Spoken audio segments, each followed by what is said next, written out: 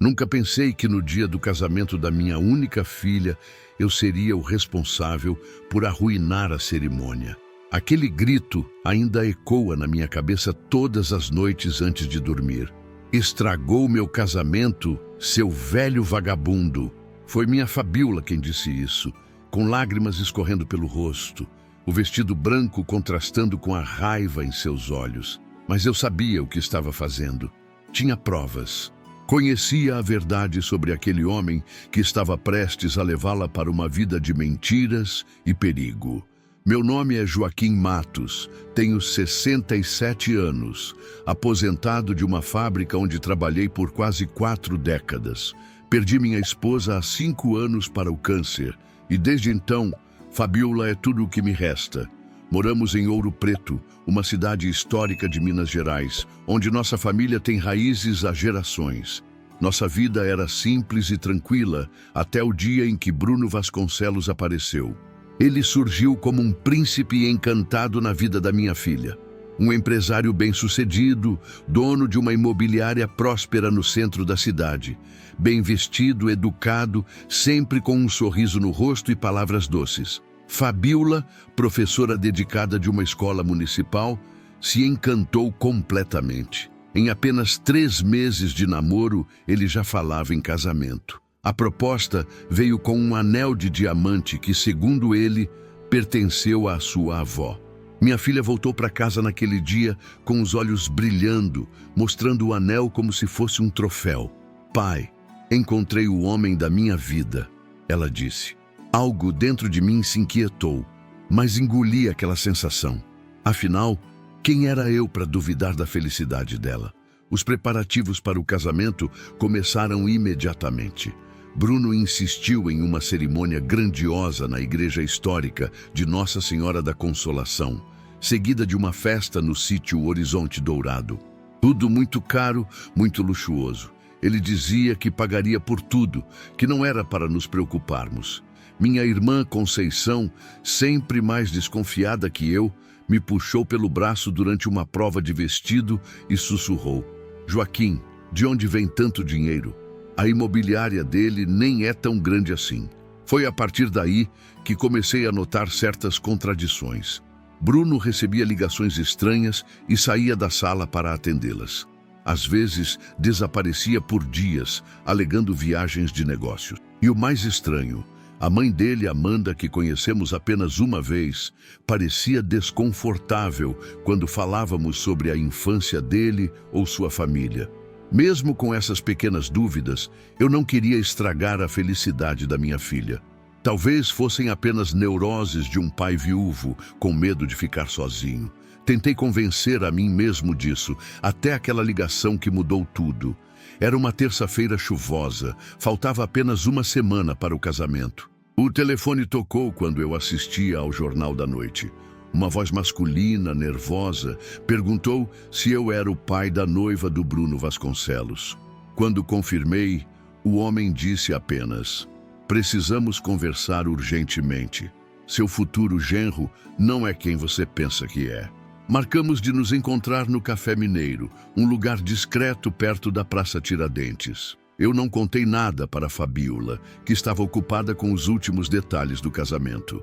Cheguei cedo, o coração disparado, um mau pressentimento que não me deixava. O homem se apresentou como Kleber Tavares, ex-sócio de Bruno. O que ele me contou naquela tarde fria de inverno mineiro fez meu mundo desabar. Documentos, fotos, gravações, evidências de uma vida dupla, de traições múltiplas e pior, ligações com o crime organizado. Bruno não era apenas um mentiroso e um traidor. Ele era perigoso, extremamente perigoso. Saí daquele café com as pernas bambas, carregando uma pasta pesada de provas e um peso ainda maior no coração. Como eu contaria isso para minha filha? Ela acreditaria em mim ou pensaria que era apenas ciúme de pai? E se Bruno descobrisse que eu sabia, o que ele faria comigo ou com Fabiola? Foi nesse momento que tomei a decisão que mudaria nossas vidas para sempre. Precisava agir, mesmo que isso significasse perder o amor da minha filha. Precisava protegê-la, mesmo que ela me odiasse por isso. E assim comecei a planejar como expor a verdade sobre Bruno Vasconcelos, ou melhor, Carlos Eduardo Pereira, seu verdadeiro nome, como descobri depois. Vocês conseguem imaginar o que é passar as noites em claro, sabendo que sua única filha está prestes a se casar com um criminoso? Sabendo que precisará destruir a felicidade dela para salvá-la? É como carregar o mundo nas costas. Mas eu não tinha escolha. O amor de pai, às vezes, nos obriga a fazer coisas dolorosas. De onde você está assistindo esse vídeo? Já passou por uma situação em que precisou tomar uma decisão difícil para proteger alguém que ama? Se inscreva no canal Meu Avô Falou para acompanhar o desenrolar dessa história que ainda não acabou. Porque o que aconteceu na igreja naquele dia foi apenas o começo do pesadelo que vivemos. Aquela conversa no Café Mineiro me deixou perturbado. As palavras de Kleber ecoavam na minha mente enquanto eu caminhava pelas ruas de paralelepípedo de Ouro Preto, sentindo o peso da pasta com documentos em minhas mãos.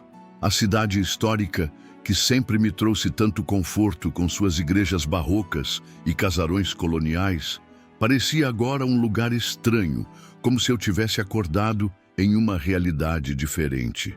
Voltei para casa lentamente, observando as nuvens pesadas que se formavam sobre o Morro São João. Fabiola não estava em casa, tinha ido com Rafaela, sua melhor amiga e madrinha de casamento, para a última prova do vestido. Isso me deu tempo para analisar tudo o que Kleber havia me entregado. Sentei-me à mesa da cozinha, aquela mesma onde minha esposa costumava servir café forte nas manhãs de domingo, e abri a pasta. As fotos mostravam Bruno, ou Carlos Eduardo, em situações comprometedoras com diferentes mulheres. Algumas pareciam ser encontros românticos em restaurantes caros em Belo Horizonte, outras eram mais íntimas, tiradas em quartos de hotel. Senti meu estômago revirar. Como ele podia fazer isso com minha filha? Mas as traições eram apenas a ponta do iceberg. Havia também documentos falsificados, identidades diferentes, registros de empresas fantasma. Em um pendrive, Kleber havia guardado gravações de conversas telefônicas entre Bruno e pessoas que claramente pertenciam ao crime organizado. Falavam em códigos sobre entregas, mercadoria, pontos e limpeza. Não era preciso ser um especialista para entender que se tratava de tráfico de drogas. A maior revelação veio em um relatório que parecia ter sido elaborado por um investigador particular. Bruno Vasconcelos era, na verdade, Carlos Eduardo Pereira, um homem procurado em 3 estados por fraudes, estelionato e, pior de tudo, ligações com o PCC, o primeiro comando da capital, uma das maiores organizações criminosas do Brasil. Minha cabeça girava. Como isso podia ser verdade? Como eu não tinha percebido nada? Como minha filha, tão inteligente e sensível, havia sido enganada dessa maneira? Foi então que me lembrei dos primeiros sinais, aqueles pequenos detalhes que minha mente havia registrado, mas que eu havia escolhido ignorar. O jeito como Bruno nunca falava sobre sua infância em detalhes, como ele sempre desviava o assunto quando perguntávamos sobre sua família. O telefone que tocava em horários estranhos. As viagens de negócios repentinas. Lembrei-me do dia em que Fabiola apareceu com um colar de esmeraldas. Um presente de Bruno, ela disse, radiante. Um professor de literatura que conheço há anos comentou sobre o colar quando nos encontrou na padaria. Isso deve ter custado uma pequena fortuna, ele disse. Fabiola apenas sorriu, orgulhosa. Eu, por outro lado, fiquei inquieto.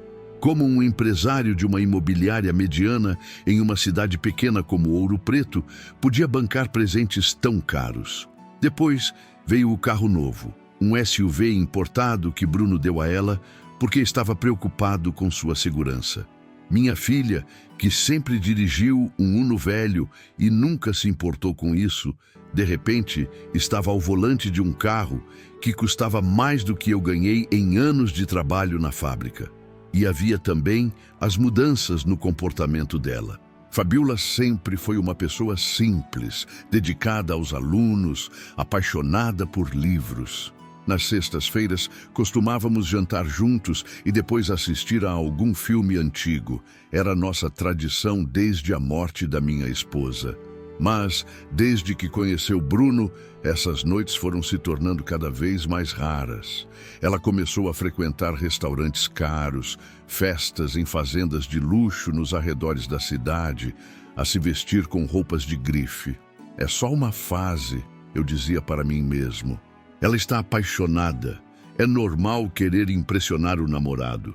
Mas não era apenas isso. Houve um dia em que peguei uma conversa entre Fabiola e Bruno na varanda de casa. Eles não me viram e eu não pretendia espionar, mas o tom da conversa me chamou a atenção. Mas é realmente necessário transferir a escritura para o seu nome? Fabiola perguntava, a voz hesitante. Amor, é apenas uma formalidade para facilitar os negócios. Bruno respondeu, com aquele sorriso que agora eu percebia ser calculado. Confia em mim. Depois do casamento, somos uma família só.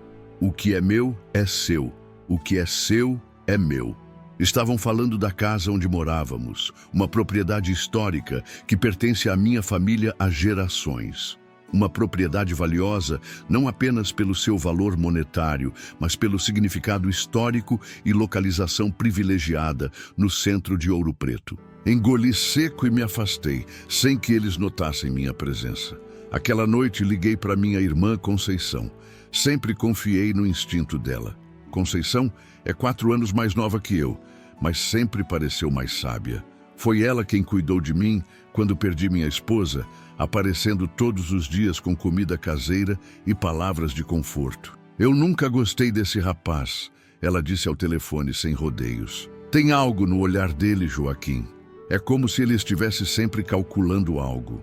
Acha que estou exagerando? Perguntei incerto. Não, ela respondeu firme. Seu instinto está certo. Há algo de errado com esse homem. Você deveria investigar mais. Foi o que fiz. Discretamente comecei a observar Bruno com mais atenção. Notei como ele sempre estacionava o carro em locais diferentes quando vinha à nossa casa. Como às vezes olhava por cima do ombro, como se estivesse sendo seguido. Como mantinha conversas sussurradas ao telefone. Uma tarde, quando ele e Fabiola saíram para escolher os convites do casamento, fiz algo de que não me orgulho. Vasculhei o carro dele, estacionado na nossa garagem. No porta-luvas, encontrei 3 celulares diferentes. Por que um homem precisaria de tantos telefones? Foi nessa época que comecei a notar movimentações estranhas na imobiliária dele. O escritório Vasconcelos Imóveis ficava em um sobrado na Praça Tiradentes. De vez em quando, eu passava por lá, como quem não quer nada, e observava. Homens de aparência intimidadora entravam e saíam. Carros com placas de outros estados estacionavam brevemente. Pacotes eram entregues. Um dia, encontrei Jorge Santana no mercado. Jorge é meu amigo de infância, fomos juntos para a escola. Trabalhamos na mesma fábrica. Ele se aposentou 1 ano antes de mim e agora passa os dias jogando dominó na praça e observando o movimento da cidade. Jorge conhece todo mundo em Ouro Preto e sabe de tudo o que acontece. Aquele rapaz que vai casar com sua menina, ele comentou enquanto escolhíamos frutas. Tem gente falando que ele não é flor que se cheire. Como assim? Perguntei, o coração acelerado. Dizem que a imobiliária é só fachada, que ele compra imóveis para lavar dinheiro sujo. Mas você não ouviu isso de mim, compadre. Essas palavras me atingiram como um soco. Não era apenas eu imaginando coisas. Havia rumores pela cidade. E agora, com as provas que Kleber me entregou, tudo fazia sentido. Passei os dias seguintes em agonia. Como contar isso para Fabiola? Ela estava tão feliz, tão animada com o casamento. Nos últimos meses, só falava sobre o vestido, a decoração, a lua de mel que fariam na Europa. Seria capaz de acreditar em mim? Ou pensaria que eu estava tentando sabotar sua felicidade por egoísmo, por medo de ficar sozinho? Uma noite, criei coragem. Preparei o jantar preferido dela, lasanha de berinjela, a mesma receita que minha esposa fazia. Abri uma garrafa de vinho, coloquei a mesa com esmero.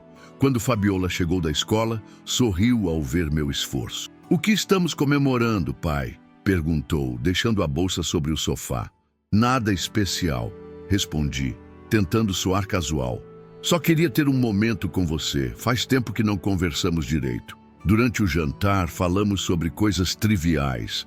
Seus alunos, o tempo que estava mudando, lembranças de sua mãe. Quando servimos a sobremesa, pudim de leite, outra preferência dela, finalmente criei coragem. Filha, comecei, a voz trêmula. Preciso te contar algo sobre o Bruno. Seu rosto mudou imediatamente. O sorriso desapareceu, substituído por uma expressão defensiva. O que tem ele? Perguntou, o tom já carregado de irritação. Eu tenho razões para acreditar que ele não é quem diz ser, que ele pode estar envolvido em coisas ilegais. Ela pousou a colher com força sobre a mesa. De novo isso, pai? Já conversamos sobre o seu ciúme. Não é ciúme, insisti. Tenho provas. Um ex-sócio dele me procurou. Bruno está envolvido com o PCC. Ele usa a imobiliária para lavar dinheiro do tráfico. E tem mais. Ele tem outras mulheres, Fabiola. O rosto dela ficou vermelho. Os olhos, tão parecidos com os da mãe, se encheram de lágrimas de raiva. Você não suporta me ver feliz, não é? Desde que mamãe morreu, você não aceita que eu tenha uma vida própria. Filha, não é isso. Eu só quero te proteger. Me proteger? Ela gritou, levantando-se da mesa. O Bruno me ama. Ele me dá tudo o que eu sempre sonhei. E você não suporta isso porque está sozinho, amargurado. Não vou ouvir suas mentiras. Ela saiu da cozinha batendo a porta. E minutos depois, ouvi o barulho do carro dela partindo. Fiquei ali, sentado à mesa, olhando para o pudim intocado, sentindo-me mais velho e cansado do que nunca. Naquela noite, não dormi. Fiquei pensando no que fazer. Fabiola não voltou para casa. Provavelmente foi para o apartamento de Bruno. Imaginei os dois conversando sobre mim, sobre como eu estava tentando separar o casal perfeito. A ideia me doía, mas o que mais me aterrorizava era imaginar minha filha casada com um criminoso, envolvida em um mundo perigoso sem nem mesmo saber. Na manhã seguinte, tomei minha decisão. Se Fabiola não acreditava em mim, eu teria que fazer algo mais drástico. Algo que ela jamais me perdoaria, mas que poderia salvá-la. Peguei o telefone e liguei para um número que Kleber havia me dado. Atendeu um homem de voz grave que se identificou apenas como Agente Silva. Tenho informações sobre Carlos Eduardo Pereira, também conhecido como Bruno Vasconcelos, disse, a voz mais firme do que eu esperava, e provas de suas ligações com o PCC. O homem ficou em silêncio por um momento. Depois perguntou, o senhor está ciente de que, se essas informações forem verdadeiras, estará se colocando em risco? Estou, respondi, pensando em Fabiola, em tudo o que eu faria para protegê-la. Mas é minha filha que está em perigo. Ela vai se casar com ele em 5 dias. Marcamos um encontro para aquela tarde em um posto da Polícia Federal em Belo Horizonte. Dirigi por quase 2 horas, o tempo todo olhando pelo retrovisor, temendo ser seguido. No posto, fui recebido pelo agente Silva, um homem alto e magro, com olhos penetrantes e pouquíssimas palavras. Entreguei a ele toda a documentação que Kleber me dera, expliquei a situação, mencionei o casamento que se aproximava. Ele ouviu tudo em silêncio, examinando os documentos, ocasionalmente fazendo anotações. Vamos verificar tudo isso, disse por fim. Se confirmarmos que estas informações são genuínas, agiremos. Mas precisamos de tempo para montar uma operação. O casamento é em 5 dias, repeti ansioso. Faremos o possível, foi a resposta vaga. Enquanto isso, mantenha-se afastado de Carlos Eduardo e não tente alertar sua filha novamente. Se ele desconfiar, pode fugir ou, pior, fazer algo contra vocês. Voltei para Ouro Preto com um misto de esperança e medo. Os dias seguintes foram um inferno. Fabiola mal falava comigo, respondendo apenas com monossílabos quando eu tentava conversar. Bruno apareceu em casa uma vez, todo sorrisos e simpatia na frente dela, mas quando ficamos a sós por um momento na cozinha, seu olhar mudou. Eu sei o que você anda fazendo, seu velho, disse em voz baixa. Fique fora do meu caminho se não quiser se arrepender. A ameaça estava clara, mas em vez de me intimidar, aquilo só confirmou minhas suspeitas. Este era o verdadeiro Bruno, não o genro perfeito que ele fingia ser. Na véspera do casamento, recebi uma ligação do agente Silva. Confirmamos tudo, ele disse. Carlos Eduardo Pereira é realmente membro do PCC, responsável por lavar dinheiro através de imóveis em cidades históricas. Já temos uma operação montada. E o casamento? Perguntei, o coração aos pulos. Deixe acontecer normalmente. Estaremos lá, disfarçados entre os convidados. No momento certo, faremos a prisão. A ideia de permitir que minha filha chegasse a dizer sim para aquele criminoso me revoltava. Não posso deixar isso acontecer, argumentei. Ela merece saber a verdade antes. Houve um longo silêncio do outro lado da linha. Por fim, o agente Silva disse: o senhor tem as provas, a decisão é sua. Mas se decidir expor Carlos Eduardo antes da hora, pode comprometer toda a operação. Passei a noite em claro, sentado na varanda de casa, olhando para as luzes da cidade antiga que se espalhava pelas colinas. Na manhã seguinte, o dia do casamento, tomei minha decisão final. Não importava o que acontecesse comigo, não importava se Fabíola nunca mais olhasse nos meus olhos. Eu não poderia deixá-la se casar com aquele homem sem conhecer a verdade. No dia do casamento, acordei com o primeiro raio de sol que entrou pela janela do meu quarto. Na verdade, nem sei se posso dizer que acordei, já que praticamente não dormi durante a noite. Minha mente estava agitada, dividida entre o medo de destruir a felicidade da minha filha e o pavor de entregá-la a um criminoso. Levantei-me pesado, como se carregasse o mundo nas costas. Enquanto me barbeava olhando para o espelho, vi um homem envelhecido pelo tempo e pelas preocupações. Os cabelos grisalhos, as rugas profundas ao redor dos olhos, a expressão cansada. Seria esse velho capaz de fazer o que precisava ser feito? Teria coragem de enfrentar a ira da própria filha, os olhares de reprovação dos convidados, a possível violência de Bruno e seus comparsas? Maria, sussurrei para o espelho, como se minha falecida esposa pudesse me ouvir, me dê forças para proteger nossa menina. Vesti-me lentamente. O terno escuro que havia comprado especialmente para a ocasião parecia agora uma roupa de enterro. A gravata borboleta me sufocava. Guardei no bolso interno do paletó um pendrive com todas as provas e algumas fotos impressas. No outro bolso, coloquei um pequeno revólver que pertenceu ao meu pai. Nunca fui homem de armas, mas naquele dia senti que precisava de toda a proteção possível. Fabíola havia passado a noite na casa de Rafaela, sua madrinha, como mandava a tradição. Não nos vimos pela manhã. Isso talvez tenha sido bom. Eu não saberia o que dizer a ela, sabendo o que estava prestes a fazer. Saí de casa e caminhei até a igreja. Nossa Senhora da Consolação já estava decorada para a cerimônia. Flores brancas por todo lado, tapete vermelho estendido pelo corredor central, velas acesas nos candelabros antigos. Em outras circunstâncias, seria uma visão encantadora. Naquele dia, parecia-me um cenário macabro para uma tragédia que eu estava prestes a desencadear. Encontrei o padre Antônio na sacristia. Ele me abraçou calorosamente, sem perceber minha aflição. Joaquim, que dia feliz! Sua Maria estaria tão orgulhosa de ver nossa Fabíola casando nesta igreja. Engoli em seco. Padre, preciso lhe contar algo grave. A expressão do sacerdote mudou ao perceber meu tom. Sentamos em um banco de madeira escura. E ali, entre imagens de santos e o cheiro de incenso, contei-lhe tudo o que havia descoberto sobre Bruno. Mostrei algumas das provas que carregava comigo. O padre ouvia em silêncio, o rosto envelhecido, enrugando-se ainda mais a cada nova revelação. Meu filho, ele disse por fim, colocando a mão sobre meu ombro. O que pretende fazer? Vou impedir este casamento, respondi, a voz mais firme do que eu esperava.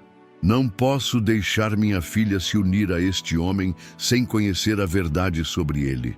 O padre fechou os olhos por um momento como se consultasse a Deus em silêncio. Depois assentiu. Entendo sua posição como pai, mas pense bem no que fará e em como fará. Há maneiras e maneiras de revelar uma verdade tão dolorosa. Saí da sacristia sem responder. O que poderia dizer? Que eu mesmo não sabia como faria. Apenas que faria. Que meu plano se resumia a interromper a cerimônia e expor as verdades que descobri. Na frente de todos, os convidados começavam a chegar. Cumprimentei alguns conhecidos, tentando aparentar normalidade. Minha irmã Conceição aproximou-se, elegante em seu vestido azul marinho, os cabelos grisalhos presos em um coque. Você parece péssimo, ela comentou sem rodeios. Obrigado pela sinceridade. Tentei sorrir, mas o resultado deve ter sido mais uma careta. Tem algo errado, não é? Ela insistiu, baixando a voz. Você descobriu algo sobre aquele sujeito. Não pude mentir para minha irmã. Levei-a para um canto mais afastado e resumi o que havia descoberto. Conceição empalideceu, mas não pareceu surpresa. Eu sabia, murmurou. Sempre soube que havia algo errado com ele. O que vai fazer agora? Antes que pudesse responder, Jorge se aproximou. Meu velho amigo estava elegantemente vestido, o que era raro. Conceição afastou-se discretamente, deixando-nos a sós. Compadre, Jorge disse em voz baixa, tem policiais disfarçados entre os convidados. Vi pelo menos 3 que não são daqui. Assenti. Então o agente Silva havia cumprido sua palavra. Jorge, preciso que você esteja ao meu lado hoje. O que vou fazer não será fácil. Pode contar comigo. Ele respondeu sem hesitar, mesmo sem saber exatamente o que eu pretendia. A igreja estava quase cheia agora. De um lado, reconheci a família de Amanda, supostamente mãe de Bruno. Do outro, nossos parentes e amigos.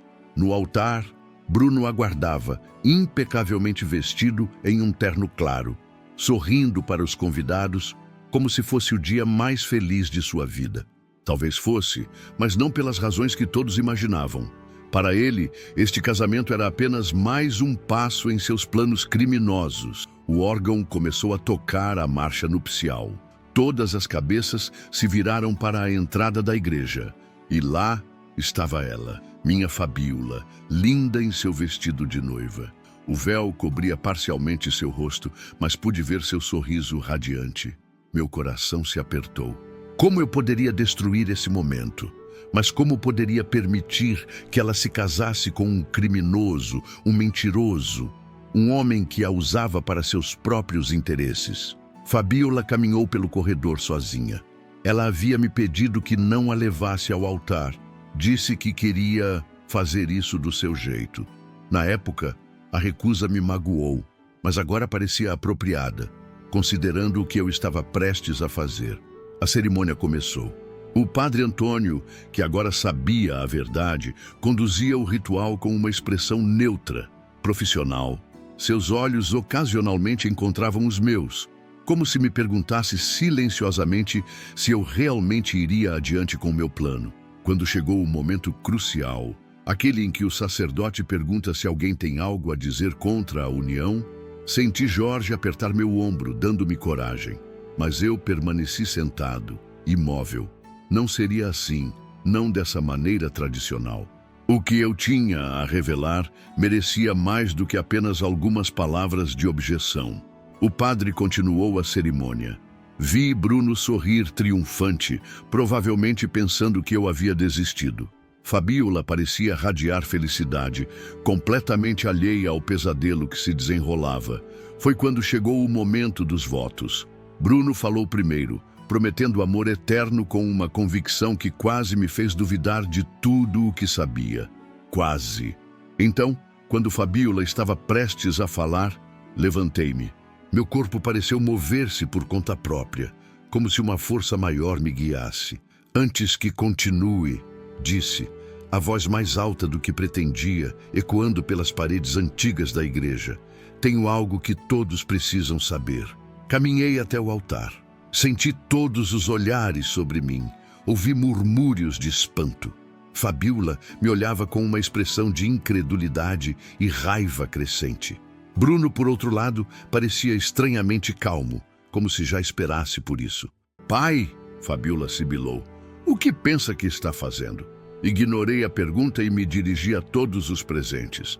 Peço desculpas pela interrupção, mas o que tenho a dizer não pode esperar. Não posso, em sã consciência, permitir que minha filha se case sem conhecer toda a verdade sobre este homem.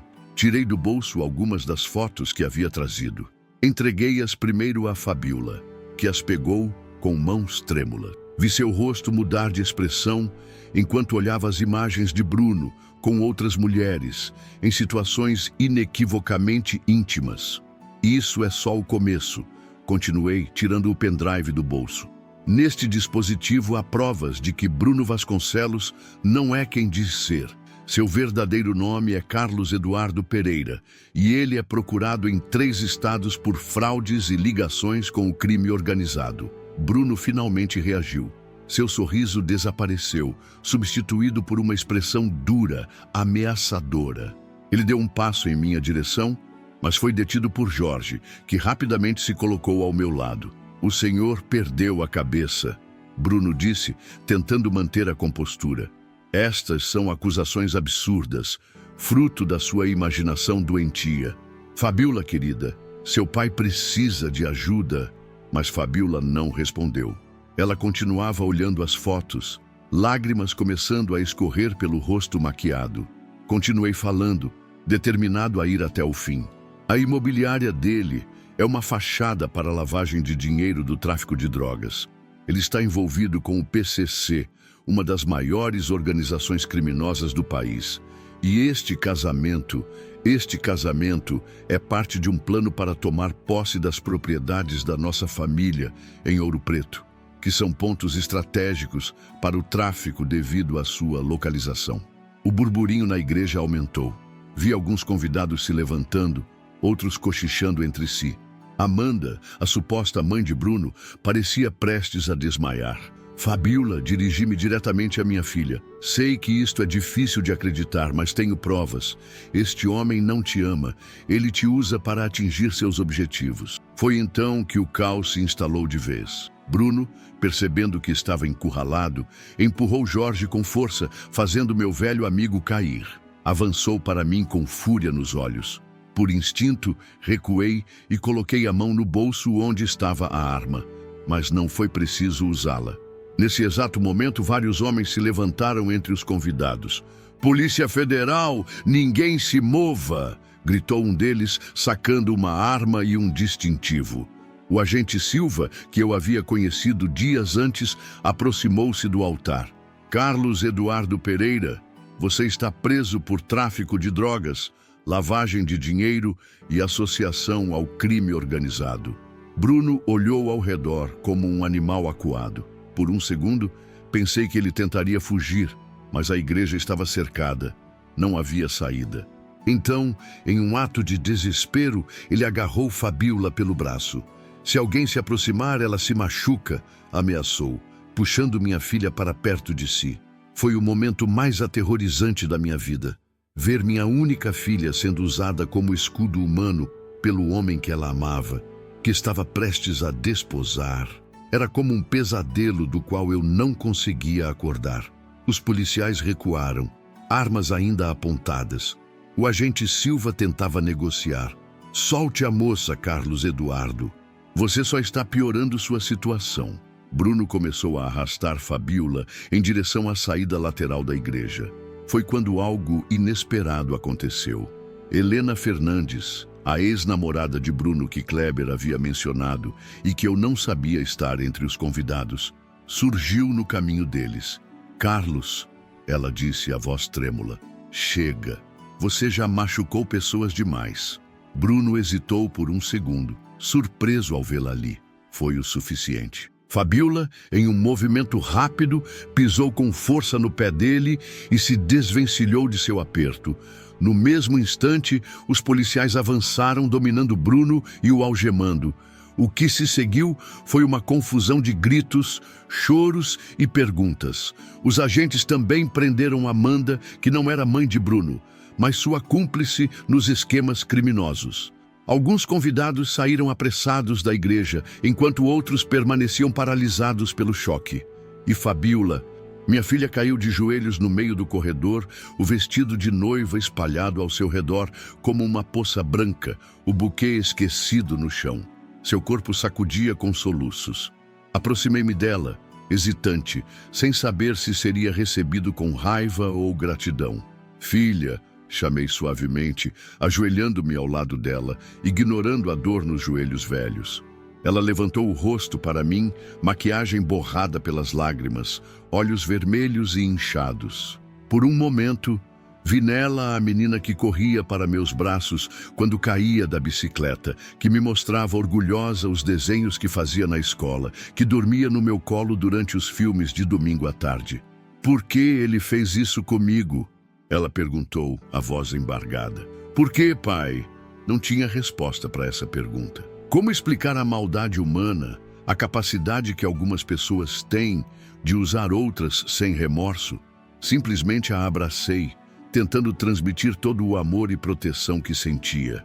Eu te avisei, ela disse então, surpreendendo-me. Eu tentei te afastar de mim para te proteger. Do que está falando? Fabiola respirou fundo, tentando controlar os soluços. Ele ameaçou te machucar se eu contasse qualquer coisa. Disse que tinha pessoas trabalhando para ele, que podiam fazer parecer um acidente. Foi por isso que pedi para entrar sozinha na igreja. Não queria que você fosse visto me levando ao altar, para que ele não pensasse que estávamos próximos. Fiquei sem palavras. Todo esse tempo, achando que minha filha havia se afastado de mim por estar encantada com Bruno, quando na verdade ela estava tentando me proteger. Eu desconfiava dele há algum tempo. Ela continuou. Encontrei coisas estranhas no apartamento, ouvi conversas, mas quando confrontei, ele mudou. Mostrou um lado que eu nunca tinha visto, violento, ameaçador. Fiquei com medo, pai, tanto medo. Naquele momento, compreendi que minha filha era muito mais forte e inteligente do que eu havia imaginado. Ela não era uma donzela indefesa que precisava ser salva. Era uma mulher que estava tentando proteger a si mesma e a mim, da única maneira que conhecia. Me perdoe, sussurrei, sentindo lágrimas nos meus próprios olhos. Deveria ter percebido antes, ter feito algo. E ela balançou a cabeça, enxugando as lágrimas com as costas da mão. Você fez. Você veio aqui hoje e impediu o pior de acontecer. Obrigada, pai. Permanecemos ali, ajoelhados no corredor da igreja, abraçados em silêncio, enquanto ao nosso redor o mundo parecia desabar e se reconstruir ao mesmo tempo. A dor de Fabiola era palpável, mas também havia alívio em seus olhos. O pesadelo havia acabado antes de realmente começar. Mais tarde, quando a igreja já estava quase vazia, o agente Silva veio falar conosco. Ele explicou que a operação que prendeu Bruno fazia parte de uma investigação maior sobre a atuação do PCC em cidades históricas de Minas Gerais. O depoimento do senhor e as provas que forneceu foram fundamentais, ele disse. Mas devo adverti-los. Pessoas como Carlos Eduardo têm conexões. Pode não ser seguro para vocês permanecerem aqui. E assim, no mesmo dia em que deveria celebrar o casamento da minha filha, estava discutindo nossa entrada em um programa de proteção à testemunha. A vida, às vezes, toma rumos que jamais poderíamos prever. Fabiola, ainda vestida de noiva, mas agora com um cobertor sobre os ombros, olhou para mim. Havia uma força renovada em seus olhos, apesar de todo o sofrimento.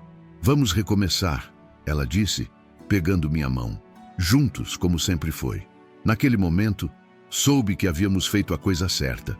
O custo foi alto. A paz de espírito da minha filha, a segurança da nossa vida em Ouro Preto. Mas o preço de silenciar teria sido infinitamente maior.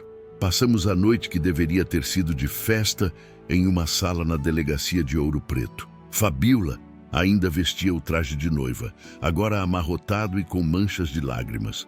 Eu me sentia exausto, como se tivesse envelhecido décadas em apenas um dia.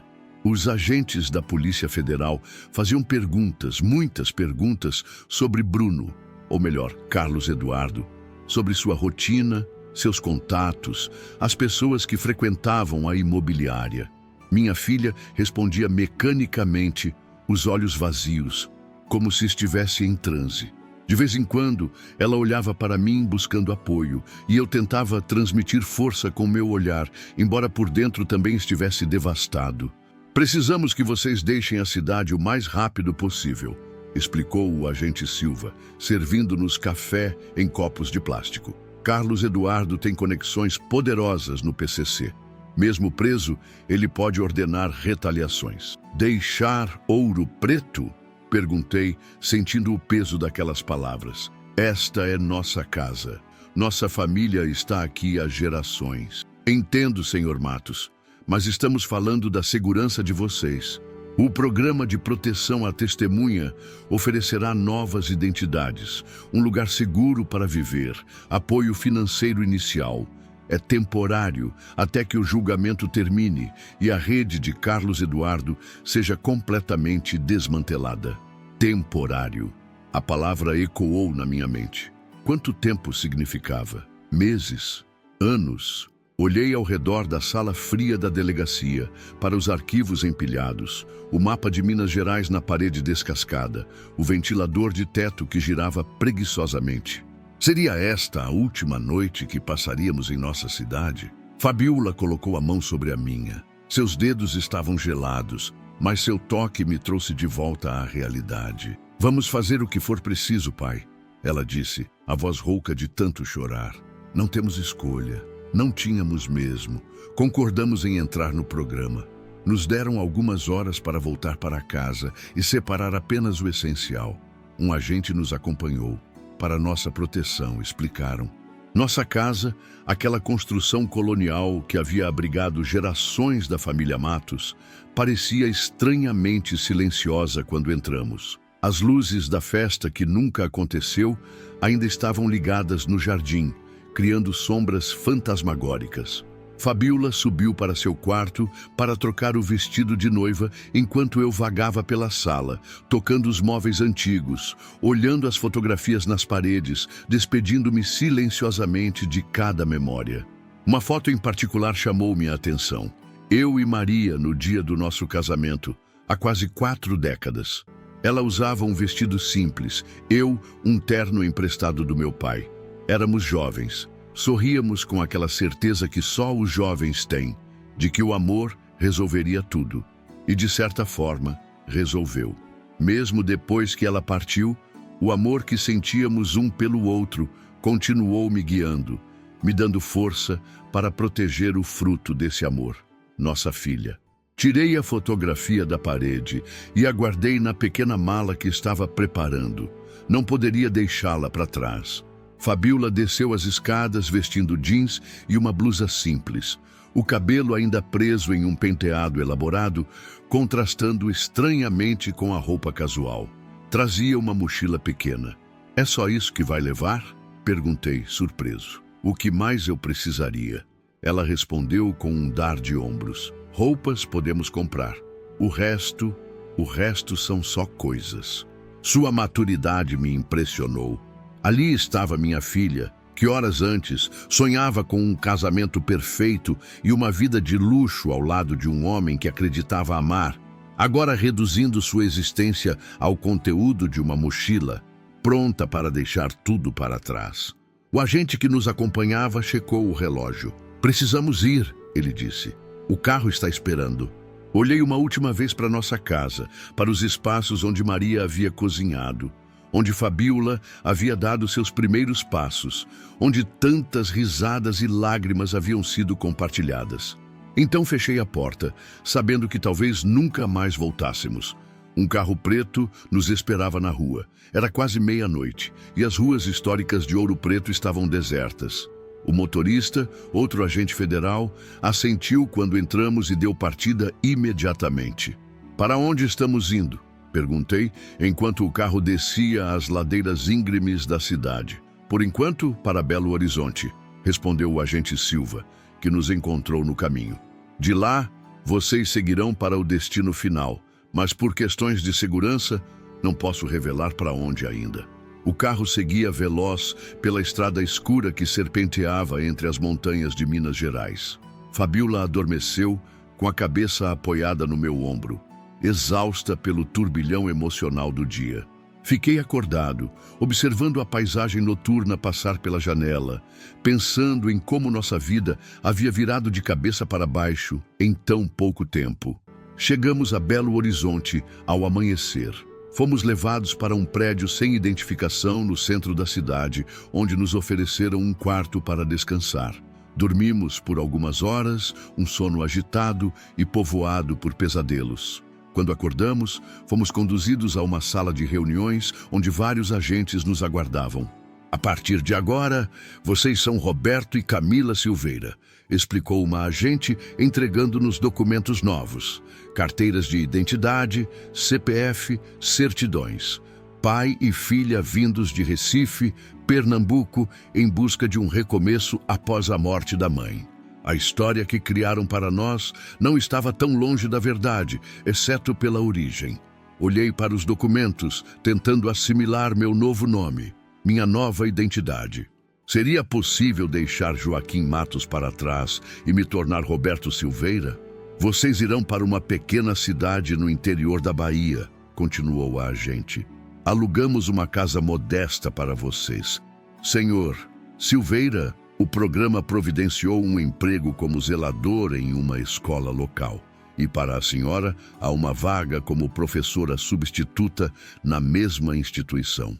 Fabiola, agora Camila, assentiu, sem demonstrar emoção. Eu sabia que, apesar da aparente calma, ela estava processando tudo isso tão dolorosamente quanto eu. Quanto tempo ficaremos lá? Perguntei. Impossível precisar. O processo contra Carlos Eduardo e a rede do PCC pode levar meses, talvez anos.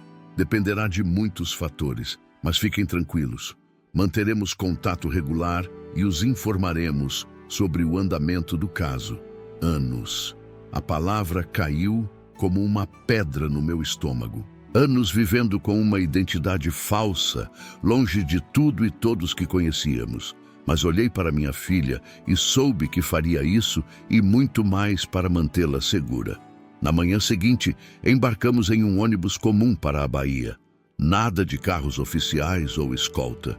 Quanto mais discretos fôssemos, melhor. A viagem foi longa e silenciosa. Fabiola alternava entre dormir e olhar pela janela, perdida em pensamentos. Eu tentava me acostumar a responder pelo nome de Roberto, ensaiando mentalmente nossa nova história de vida para não cometer erros. Chegamos ao nosso destino depois de quase 20 horas de viagem.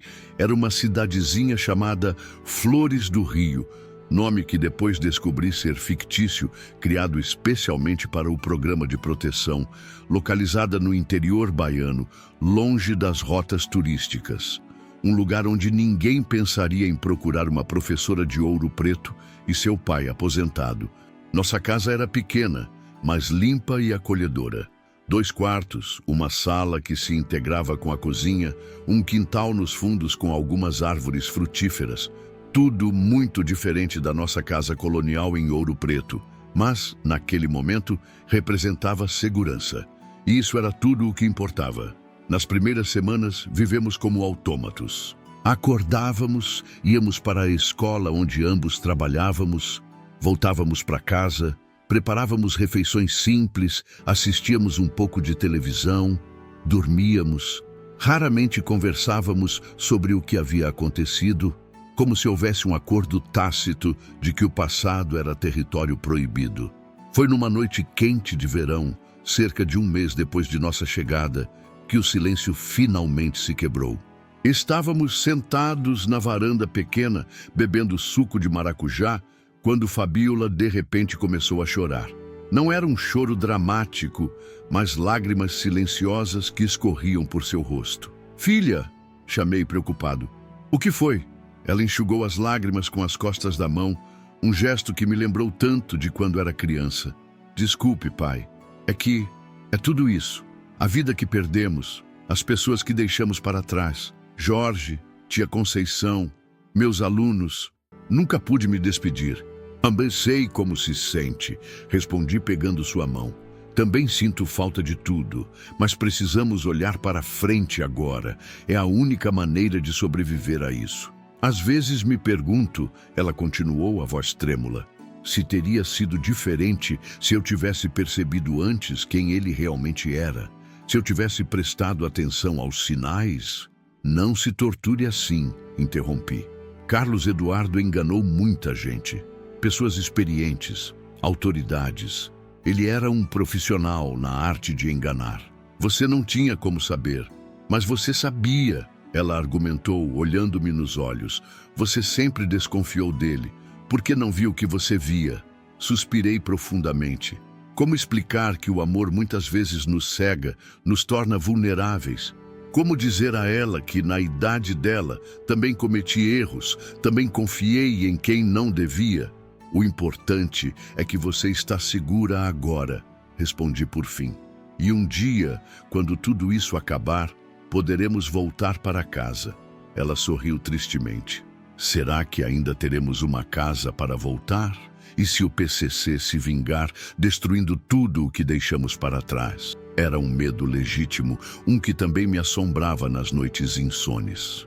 O agente Silva havia mencionado que a casa estava sendo vigiada, que haviam medidas de proteção em vigor, mas nada disso garantia que nossa vida anterior estaria intacta quando e se pudéssemos retornar. Se isso acontecer, disse, tentando soar mais confiante do que me sentia, construiremos novamente. O importante são as pessoas, não as coisas. Aquela conversa marcou o início de uma nova fase em nosso relacionamento. Começamos a falar mais abertamente sobre nossos medos, nossas esperanças, nossos sentimentos em relação a tudo o que havia acontecido. Era doloroso, mas também terapêutico. Aos poucos, o peso que carregávamos começou a ficar mais leve. A pequena comunidade de Flores do Rio nos recebeu bem. As pessoas eram simples, acolhedoras, sem a desconfiança típica das cidades grandes. Aceitaram sem questionar a história de que éramos pai e filha vindos de Recife após a morte da mãe. Alguns até nos convidavam para almoços de domingo, festas comunitárias, eventos na igreja local. Com o tempo, começamos a construir uma rotina, a encontrar pequenos prazeres na nossa nova vida. Fabíola se dedicou aos alunos com o mesmo amor que sempre teve pelo ensino. Eu descobri um talento inesperado para a jardinagem, transformando o quintal da nossa casa em um pequeno paraíso de flores e ervas. 6 meses após nossa chegada, recebemos a primeira visita do agente Silva. Ele veio disfarçado de inspetor escolar para não levantar suspeitas. Nos encontramos na sala dos professores, após o expediente. O caso está progredindo, ele informou em voz baixa. Carlos Eduardo está cooperando com as autoridades, fornecendo informações sobre a estrutura do PCC em troca de benefícios penais. Já prendemos mais 20 pessoas ligadas à organização, incluindo 2 políticos locais de Ouro Preto que facilitavam as operações de lavagem de dinheiro. E nossa casa? Perguntei, ansioso por notícias. Intacta. Mantemos vigilância 24 horas. Houve uma tentativa de invasão há 2 meses, mas os agentes interceptaram os invasores antes que causassem danos. Fabíola empalideceu ao ouvir isso. A ameaça que pairava sobre nós não era abstrata, era real, tangível. Quanto tempo mais? Ela perguntou, a voz quase um sussurro. O agente Silva hesitou. Não posso precisar. O caso é complexo, envolve muitas pessoas poderosas, mas estamos fazendo progresso. Tenham paciência. Paciência. Uma palavra fácil de dizer, difícil de praticar quando sua vida está em suspenso, quando cada dia é vivido com a sensação de estar apenas esperando que algo aconteça. Depois da visita do agente Silva, notei uma mudança em Fabíola. Ela se tornou mais introspectiva. Passava horas escrevendo em um caderno que mantinha sempre por perto. Quando perguntei o que estava escrevendo, ela apenas sorriu. Estou registrando nossa história, pai, para que não nos esqueçamos de quem realmente somos, mesmo vivendo como outras pessoas. Aquele gesto me comoveu. Era a maneira que ela encontrou de preservar nossa identidade, nossa memória, em meio a uma vida emprestada. 1 ano se passou, depois 2. Recebíamos notícias esporádicas sobre o caso, sempre através de agentes disfarçados. O julgamento de Carlos Eduardo e seus comparsas avançava lentamente com a típica morosidade do sistema judiciário brasileiro.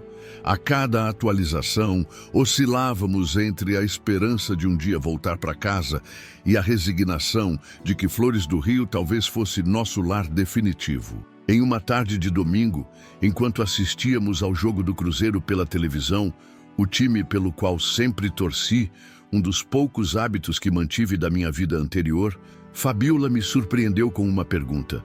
Pai, você se arrepende de ter exposto Carlos Eduardo na igreja, de ter desencadeado tudo isso? Pensei por um momento antes de responder. Não, disse finalmente. Foi a coisa mais difícil que já fiz na vida, mas não me arrependo. Se tivesse que fazer tudo de novo, faria exatamente igual. Ela assentiu pensativa. Eu também não me arrependo. Naquele dia, odiei você por arruinar meu casamento. Chamei você de velho vagabundo na frente de todos, e essa memória ainda me envergonha. Mas hoje sei que você salvou a minha vida. Se tivéssemos nos casado, não quero nem pensar no que poderia ter acontecido. Abracei minha filha, sentindo um nó na garganta. Aquelas palavras significavam mais para mim do que ela poderia imaginar. Sabe, continuei após um momento, sua mãe sempre dizia que a verdade, por mais dolorosa que seja, é o único caminho para a liberdade. Naquele dia na igreja, foi essa a voz dela que ouvi na minha cabeça, me dando coragem. Fabiola sorriu, os olhos marejados. Ela estaria orgulhosa de você, pai, de nós dois, por termos a coragem de recomeçar, mesmo quando parecia impossível. No dia seguinte, ao voltar da escola, encontrei um recado na nossa secretária eletrônica. Era o agente Silva, usando um código que havíamos combinado. O caso avançou significativamente. Preciso falar com vocês pessoalmente. Estarei aí na próxima semana. Aquela mensagem reacendeu em nós uma esperança que já começava a se apagar. Seria este o início do fim da nossa jornada como Roberto e Camila Silveira? Poderíamos finalmente voltar a ser Joaquim e Fabiola Matos? A semana que se seguiu foi de ansiedade palpável. Contávamos os dias, as horas, imaginando o que o agente Silva traria de novidades. Quando finalmente chegou, veio novamente disfarçado, desta vez como um vendedor de material didático. O agente Silva chegou em uma tarde quente de fevereiro. Já estávamos em nossa 3ª primavera em Flores do Rio. Ele veio com uma pasta cheia de catálogos de material escolar, interpretando perfeitamente seu papel de vendedor. Apenas quando estávamos a sós, na privacidade da nossa pequena sala, seu semblante mudou. Tenho notícias importantes, disse ele, abandonando a postura animada do vendedor e assumindo o tom sério que conhecíamos bem. O julgamento de Carlos Eduardo finalmente chegou a um veredicto. Ele foi condenado a 25 anos de prisão, sem direito a regime semiaberto, nos primeiros 15. Fabiola e eu nos entreolhamos, deixando aquela informação ser absorvida lentamente. 25 anos. Tempo suficiente para envelhecer, para mudar completamente. Tempo suficiente para que minha filha pudesse reconstruir sua vida sem medo. E não é só isso, continuou o agente Silva, tirando alguns documentos da pasta. A operação que começou com a prisão dele se expandiu, revelando uma rede muito maior do que imaginávamos. Políticos, empresários, até mesmo um juiz de Belo Horizonte estava envolvido. Conseguimos desmantelar praticamente toda a operação do PCC em Minas Gerais. Isso significa... Comecei a perguntar, mal ousando acreditar. Significa que vocês podem voltar para casa, completou ele, um pequeno sorriso surgindo em seus lábios habitualmente sérios. Não imediatamente. Precisamos preparar o terreno, garantir que seja seguro. Mas sim, o programa considera que, com Carlos Eduardo e seus principais associados presos, a ameaça contra vocês diminuiu significativamente. A notícia caiu como uma bomba em nosso pequeno mundo. Voltar para casa, retomar nossas identidades, ser novamente Joaquim e Fabiola Matos, não mais os Silveira fictícios que havíamos nos tornado. Quando? Foi tudo o que Fabiola conseguiu perguntar, a voz embargada pela emoção. Em aproximadamente um mês, tempo suficiente para vocês se despedirem discretamente, sem levantar suspeitas. Dirão que estão voltando para Recife para cuidar de um parente doente, algo assim. Um mês. Depois de quase 3 anos vivendo em suspenso, um mês parecia simultaneamente uma eternidade e um piscar de olhos. O agente Silva nos deixou com mais detalhes práticos sobre como proceder, documentos para assinar, orientações para os últimos dias no programa. Quando saiu, Fabiola e eu permanecemos em silêncio por um longo tempo, processando o que acabávamos de ouvir. Vamos realmente voltar, ela disse finalmente, como se precisasse dizer em voz alta para acreditar. Sim, respondi, sentindo uma mistura de alegria e apreensão. Vamos voltar. Nos dias que se seguiram, vivemos em um estranho limbo emocional. Por um lado, a alegria de poder retornar à nossa vida, rever amigos e familiares, pisar novamente nas ruas de paralelepípedo de Ouro Preto. Por outro, uma estranha sensação de perda ao pensar em deixar Flores do Rio, a pequena comunidade que nos acolheu sem fazer perguntas, os alunos que Fabiola havia ensinado com tanto carinho, o jardim que cultivei com tanto zelo. Nunca pensei que seria difícil sair daqui, comentou Fabiola uma noite enquanto preparávamos o jantar. No início, eu contava os dias, imaginando quando poderíamos voltar para casa. Agora, sinto que estou deixando algo para trás. Entendi perfeitamente o que ela queria dizer. Em meio a toda a adversidade, havíamos construído uma vida aqui. Não a vida que teríamos escolhido, mas uma vida que tinha seu próprio valor, suas próprias alegrias. Podemos voltar para visitar, sugeri, embora soubesse que não seria a mesma coisa. Uma vez que retomássemos nossas verdadeiras identidades, Roberto e Camila Silveira deixariam de existir. Começamos discretamente a preparar nossa partida. Doamos roupas que não levaríamos, organizamos documentos, empacotamos as poucas lembranças que tínhamos trazido de Ouro Preto e os novos objetos que haviam adquirido significado para nós durante esse tempo. Na escola, Fabiola informou a diretora que precisaríamos nos mudar de volta para Recife, pois eu havia recebido o diagnóstico de uma doença cardíaca e precisávamos estar perto da família. A notícia foi recebida com tristeza sincera. Minha filha era amada pelos colegas e alunos. Seu trabalho dedicado e criativo tinha feito diferença na pequena escola rural.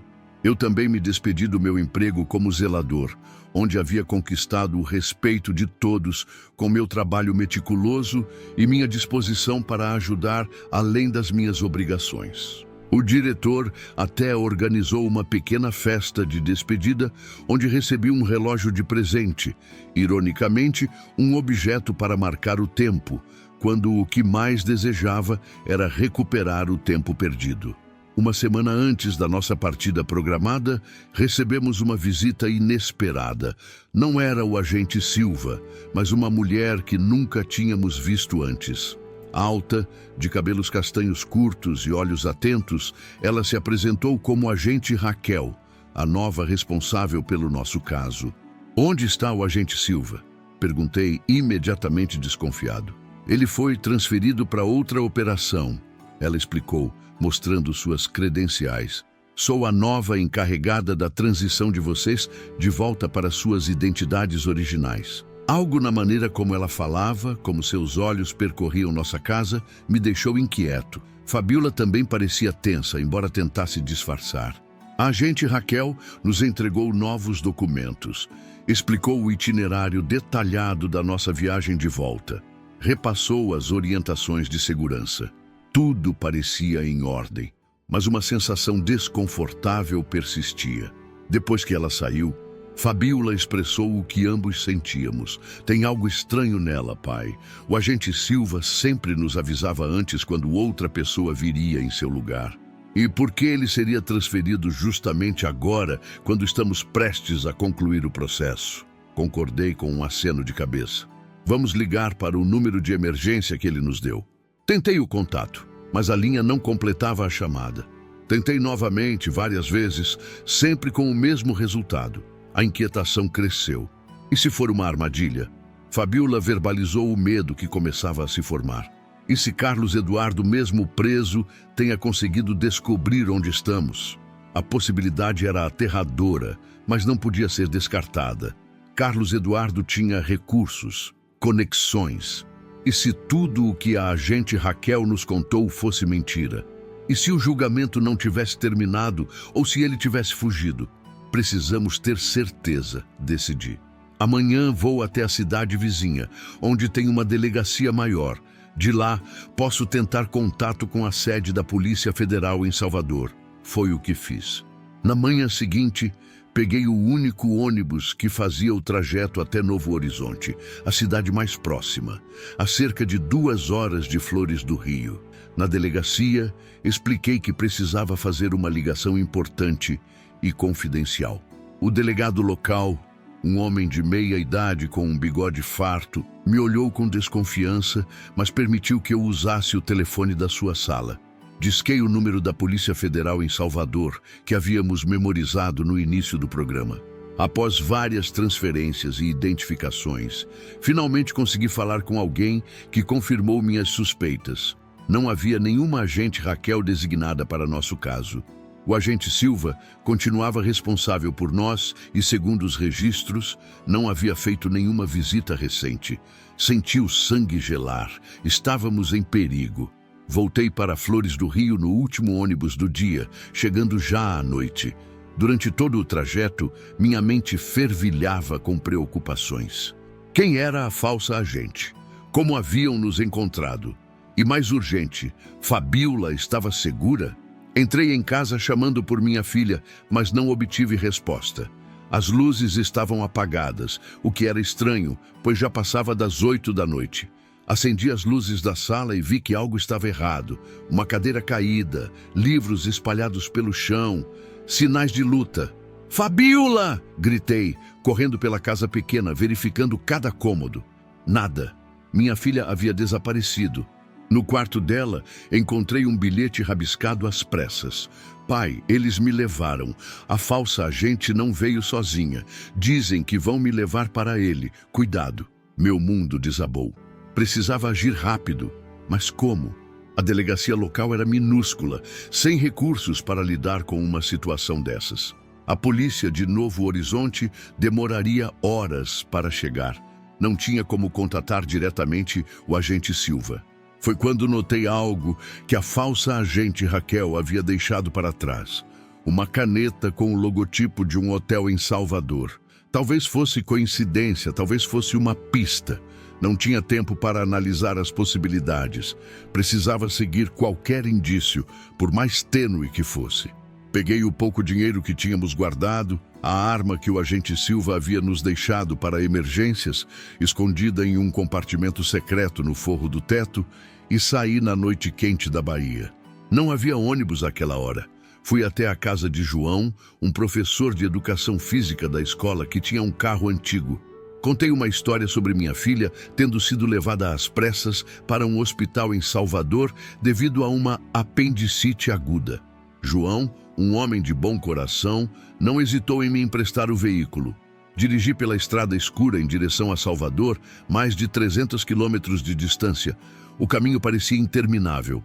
Parei apenas para abastecer, recusando as ofertas de café dos frentistas sonolentos, ignorando o cansaço que pesava sobre meus ombros de 70 anos.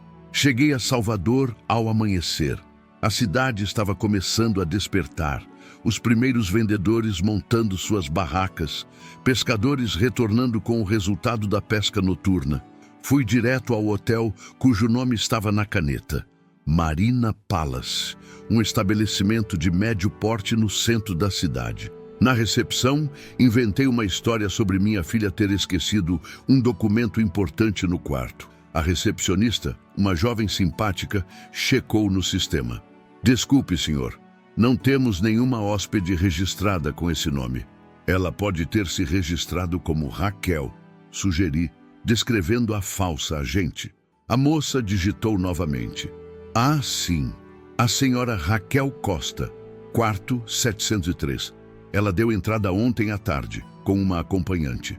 Uma acompanhante, Fabiola. Agradeci a informação e saí, fingindo que iria esperar minha filha no saguão. Assim que a recepcionista se distraiu, entrei no elevador e apertei o botão para o 7º andar. O corredor estava silencioso. Caminhei até a porta do quarto 703 e colei o ouvido à madeira. Nenhum som. Bati levemente, esperando alguma reação. Nada. Tentei a maçaneta, apenas por desencargo de consciência, sem esperar que estivesse destrancada. Para minha surpresa, a porta se abriu. O quarto estava vazio, mas com sinais de que alguém estivera ali recentemente. Uma mala aberta sobre a cama, roupas espalhadas, uma xícara de café pela metade. Na mesa, encontrei um papel com um endereço anotado. Armazém 17, Porto de Salvador, 10 horas. Olhei para o relógio de pulso, 9h15. Tinha menos de 1 hora. Saí do hotel em disparada, parando apenas para perguntar a um taxista como chegar ao local. O homem me olhou de cima a baixo, provavelmente notando minha aparência cansada e desesperada.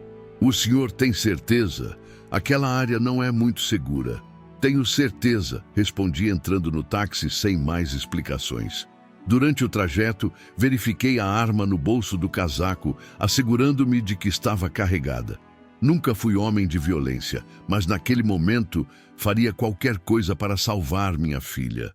O Porto de Salvador era um labirinto de armazéns, contêineres e maquinário pesado. O taxista me deixou na entrada principal, recusando-se a entrar. Caminhei rapidamente, seguindo as placas numéricas, até encontrar o Armazém 17. Uma construção antiga, com paredes de tijolos descascados e grandes portas de metal enferrujado. Uma das portas estava entreaberta. Com o coração disparado, entrei, tentando fazer o mínimo de ruído possível. O interior era amplo e mal iluminado, pilhas de caixas criando sombras fantasmagóricas. Ao fundo, percebi movimento e vozes. Agachei-me atrás de algumas caixas e observei. Fabiola estava lá, amarrada a uma cadeira, o rosto marcado por um hematoma no lado direito. Ao redor dela, 3 pessoas. A falsa agente Raquel, um homem corpulento com aparência de segurança, e um terceiro homem, mais velho, bem vestido, que parecia estar no comando. Apurei os ouvidos para entender o que diziam. Apenas uma questão de tempo até seu pai aparecer, dizia o homem mais velho. Carlos Eduardo tem amigos leais, mesmo preso. Ele prometeu uma recompensa generosa para quem vingasse sua prisão. Meu pai não é tolo, respondeu Fabiola, a voz surpreendentemente firme apesar da situação. Ele já deve ter percebido a armadilha e contatado a polícia. O homem riu, um som frio que ecoou pelo armazém vazio. Espero que sim. Quanto mais gente, mais divertido será. Precisava agir, mas como? Eram 3 contra 1, e eu não tinha nenhuma experiência em situações como essa. Se atirasse e errasse, colocaria Fabiola em risco ainda maior. Foi então que notei algo. Através de uma janela alta, vi movimento do lado de fora.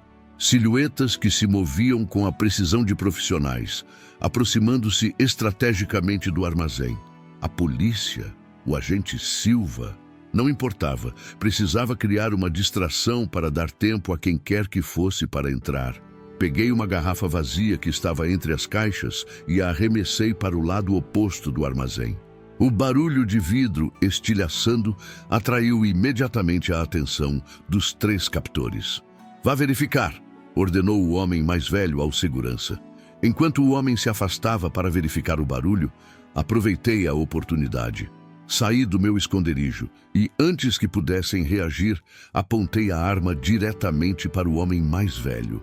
Solte minha filha, exigi, a voz mais firme do que jamais imaginei que poderia estar em tal situação. A falsa agente Raquel rapidamente sacou uma arma, apontando-a para mim. Estávamos em um impasse. Senhor Matos, o homem mais velho sorriu, como se estivesse genuinamente feliz em me ver. Ou devo dizer, senhor Silveira, finalmente nos encontramos. Carlos Eduardo mandou lembranças. Não me interessa o que aquele criminoso tem a dizer, respondi sem baixar a arma. Quero minha filha de volta. Pai, cuidado!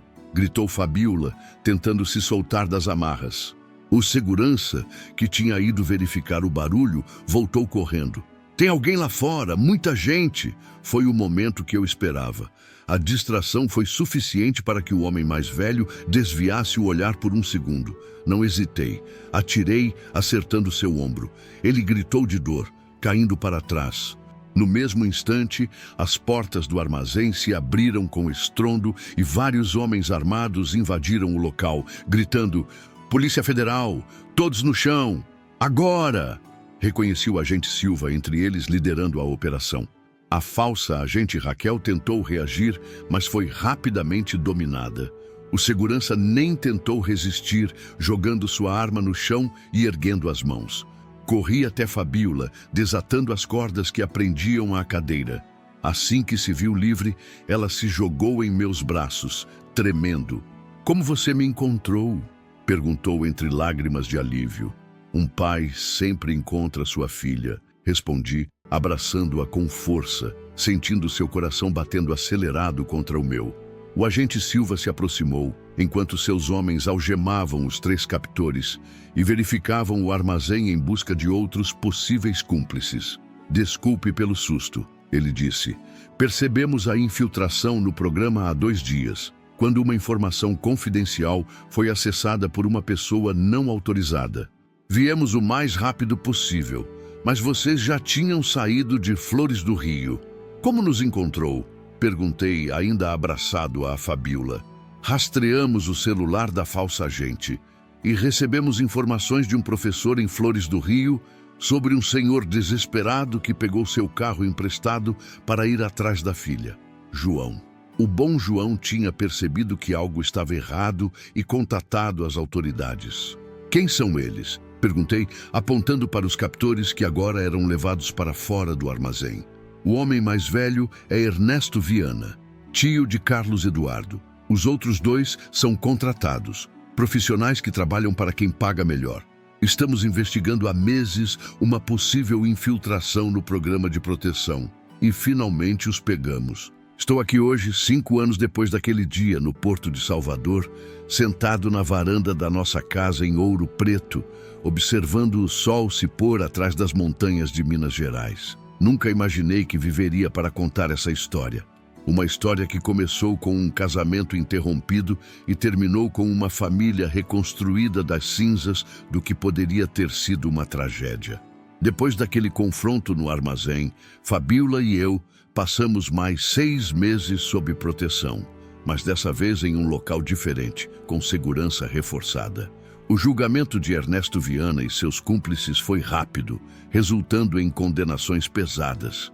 Finalmente, quando as autoridades consideraram que não havia mais risco, pudemos voltar para nossa verdadeira casa, retomar nossas verdadeiras vidas. Voltar a Ouro Preto foi como um sonho.